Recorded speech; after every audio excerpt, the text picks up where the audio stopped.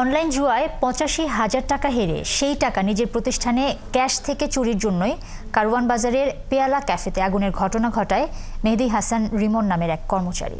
গত ১৫ ফেব্রুয়ারি রাতের এই ঘটনার প্রাথমিক তদন্তের পরে কথা জানায় তেজগাঁও থানা পুলিশ।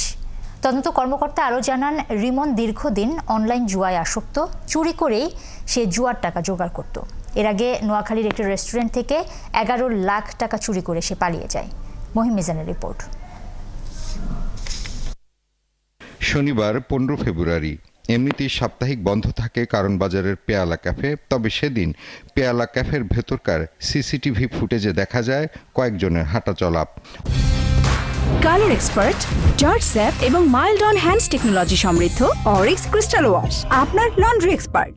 অন্য সময় অনেক আলোর ব্যবস্থা থাকলেও মাত্র একটি বাতি জ্বালানো ছিল সেই দিন। ভেতরকার সিসিটিভি ক্যামেরার ফুটেজে দেখা যায় ৮টা ১৩ মিনিটে কেউ একজন ২ বার আঘাত করে সিসি ক্যামেরায়।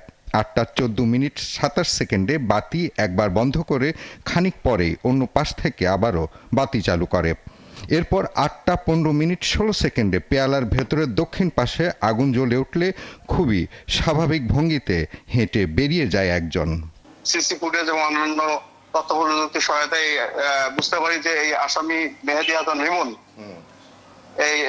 এখানে অগ্নিসংযোগ করে সে যে টাকা চুরি করেছে এটা জাস্ট অন্যদিকে ডাইভার্ট করার জন্য।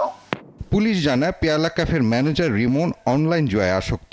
সম্প্রতি পেয়ালার ৮৫,০০০ টাকা নিয়ে সে অনলাইন জুয়ায় হারে। টাকার দায়িত্ব তার কাছে থাকার কারণে নির্দিষ্ট সময়ের মধ্যে কোম্পানিকে টাকা বুঝিয়ে দিতে পারবে না বুঝেই রেস্টুরেন্টে আগুনের নাটক সাজায়।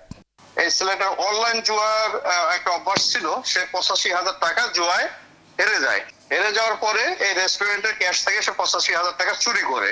কর্তৃপক্ষ যাতে বুঝতে না পারে সে এখানে পেপার দিয়ে ক্যাশের মধ্যে আগুন লাগাই দেয়। পরবর্তীতে আগুনটা এত ভাস্ট আকারে ছড়ায় যাবে সে বুঝতে পারেনি। পুলিশ জানায় রিমন নোয়াখালীর মাইজদি কাচ্চি ডাইনে কর্মরত থাকা অবস্থায় ১০,৮০,০০০ টাকা চুরি করে পালায়।